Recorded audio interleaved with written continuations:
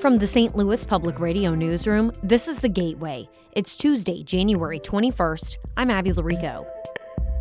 A case in federal court is aiming to dismantle a decades-old wetlands law, best known for its nickname. Swampbuster is one of the few conditions that we have in Iowa and nationwide addressing agricultural pollution and reducing agricultural pollution. Why a landholding company says the wetlands law is unconstitutional, and why sustainable agriculture groups are pushing back. That story coming up after this news on The Gateway. Donald Trump's first day back in the Oval Office included the president issuing pardons to more than 1,500 people charged with attacking the U.S. Capitol at the end of his last term. The list of January 6th defendants includes at least 36 people from Missouri and more than 50 from Illinois. Their charges include conspiracy, entering and remaining in a restricted building or grounds, and felony assault on a police officer. The White House announced the, quote, full, complete, and unconditional pardon to most of those convicted, though the Trump administration also commuted the sentences of 14 people facing the most serious charges. The Missouri State University Pride Band had planned to perform at the inauguration parade in Washington, D.C., but instead, by Monday afternoon, they were already headed back to southwest Missouri. Bitterly cold temperatures reportedly prompted the Trump transition team to move the ceremony inside the U.S. Capitol Rotunda, and MSU's Pride Band announced on social media that due to venue capacity and extreme weather, they wouldn't be performing at President Trump's second inauguration. The Pride Band baritone said Monday that even though the inaugural parade had been canceled, they still had an amazing time exploring the city. Palestinians in St. Louis are welcoming the news of a ceasefire between Israel and Hamas. Golden Chicken, a Palestinian-owned restaurant in St. Peter's, held a celebration event Monday. St. Louis resident Rahaf Hamza stopped in. She says she appreciates the community event and says that seeing the restaurant decorated in Palestinian flags and symbols made her feel special. It's very wholesome, like the vibes, the music, the atmosphere, like everyone being here is really special. She said while the ceasefire is a moment of relief, she's still thinking about the traumas Gazans face after experiencing yet another war and the escalating tensions in the West Bank. Missouri and 2 other states can proceed with a lawsuit challenging the Food and Drug Administration's decision to loosen restrictions for the abortion pill mifepristone. A federal judge ruled that attorneys general for Kansas, Missouri, and Idaho can renew their effort to ban the drug after 7 weeks of pregnancy instead of 10 and revive other restrictions. The attorneys say the drug is risky, despite evidence it is safe when used as directed. A Metro East library board that's been caught up in culture war debates has a vacancy. St. Louis Public Radio's Will Bauer reports a conservative majority could be on the line, but potentially only for a couple of months. Conservatives on the board of the Mississippi Valley Library District in Collinsville and Fairmont City have had a narrow majority since 2023, but the vacancy has left the board split down the middle. The trustees have until mid-February to fill it. However, board president Jeannie Lomax says April's election matters more. I don't really see it as, that it's going to make a whole big difference because it's going to be filled by whoever the voters decide on in April. It's a real small window. The board has 3 seats on the April ballot, including the vacant one. If the deadlock board can't agree on a replacement, the Illinois State Library Board could make the appointment next month. I'm Will Bauer, St. Louis Public Radio. Some commuters in the Metro East will need to find alternate routes as the Illinois Department of Transportation plans to completely shut down a section of Interstate 255 next month.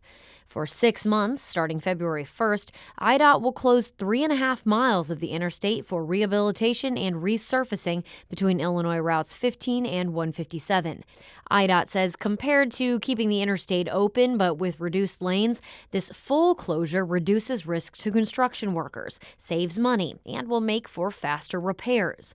The transportation agency has completely shut down I-255 for this kind of work in the past, most recently in 2020 for a 7-mile portion between Illinois Route 15 and Collinsville Road. The U.S. Department of Justice is ending its investigation into the police killing of Sonia Massey in Springfield.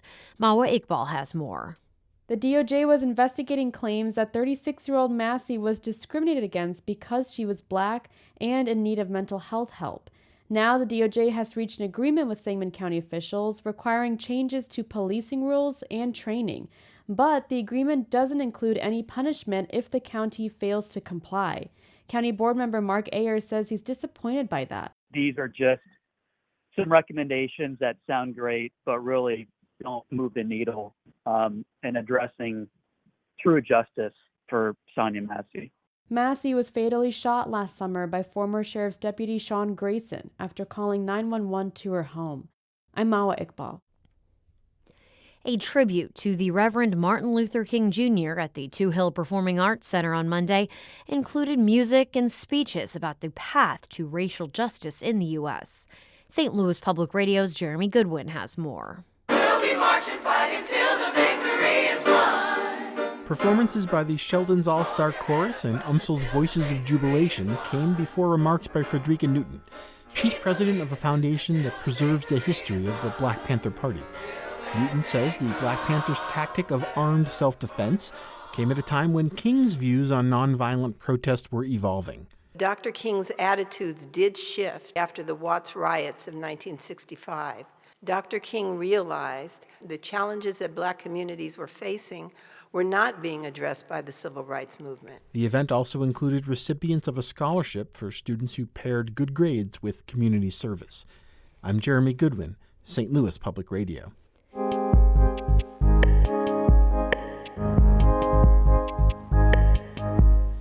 A 40-year-old law has protected millions of acres of wetlands on U.S. farm ground, but a company that owns land in Iowa says that law violates private property rights and is suing the USDA.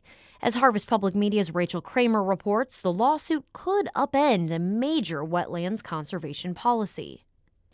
At the Center for Agricultural Law and Taxation at Iowa State University, Director Christine Tidgren scrolls through the 1985 Farm Bill on her computer. She's looking for a section called Wetland Conservation. So right in here is where it is. Farmers, policymakers, and conservationists call this law swampbuster. When swampbuster was enacted and put into law, there were concerns about preserving wetlands across the country. By the mid-'80s, over half of the original wetlands in the lower 48 states had been lost, largely through agricultural drainage. And people were worried. Wetlands provide vital habitat for wildlife, filter drinking water, and store floodwater. Tidgren says swampbuster aimed to protect what was left by linking conservation to federal benefits, like crop insurance and farm loans. The idea was that if you did then convert those wetlands to farmland, then you would be denied a proportion of some of your farm benefits. Today, farmers that drain, fill in, or alter designated wetlands on their land risk losing all farm subsidies. Swampbuster has helped slow down the disappearance of wetlands in the U.S. But now, the long-standing law is being challenged in federal court. The case stems from 72 acres in northeastern Iowa owned by CTM Holdings, a company that rents out farmland. Jim Conlin is CTM's managing member. It is very fertile, tillable soil, and it has spots in it that the government designated as wetland. And as a result, the trees can't be removed from it. It can't be used for anything, and they pay nothing for that. When the USDA denied his request to reevaluate the wetland designation, Conlin, a retired Chicago attorney, says he started looking into swampbuster. And the closer I read the statute, the more I said, this is crazy. This is clearly unconstitutional. CTM's lawsuit argues that Congress did not have the authority to pass swampbuster and that it infringes on private property rights. Lauren C. Hayes with Liberty Justice Center is one of the attorneys for CTM. Normally, when the government says, hey, I'm doing something for everybody, a public use, a public purpose, then it's a taking. They use the powers of eminent domain to take the property, and they provide just compensation to the property owners. But the USDA, along with a group of sustainable ag organizations intervening in the case, argue that swampbuster does not take or regulate land. It's part of congressional spending, which can come with conditions. The thing that is very puzzling to me about plaintiff's argument is that they're basically arguing that farmers should be entitled to free taxpayer money with no strings attached. That's Katie Garvey, a staff attorney with the Environmental Law and Policy Center, which is representing the Iowa Farmers Union in the case. Garvey says farmers who leave designated wetlands in place get access to subsidies worth billions of dollars. The government's not taking anything from anybody. They're saying they have opened up a giant pot of money and they said, come and get it. Who wants it? Do you want it? Okay, here's the one thing you need to do in order to get it. The lawsuit over wetland conservation is expected to go to trial this year. It comes on the heels of several U.S. Supreme Court decisions that have made it easier to challenge environmental laws and the federal agencies that carry them out. This includes the Sackett decision, which sharply limited the EPA's authority to regulate pollution released into wetlands and streams under the Clean Water Act. Michael Schmidt is an attorney with the Iowa Environmental Council, one of the organizations intervening in the swampbuster case. Swampbuster is one of the few conditions that we have in Iowa and nationwide addressing agricultural pollution and reducing agricultural pollution. He says getting rid of the long-standing law would be a move in the wrong direction. I'm Rachel Cramer, Harvest Public Media. HPM is a collaboration of public media newsrooms in the Midwest and Great Plains, including St. Louis Public Radio.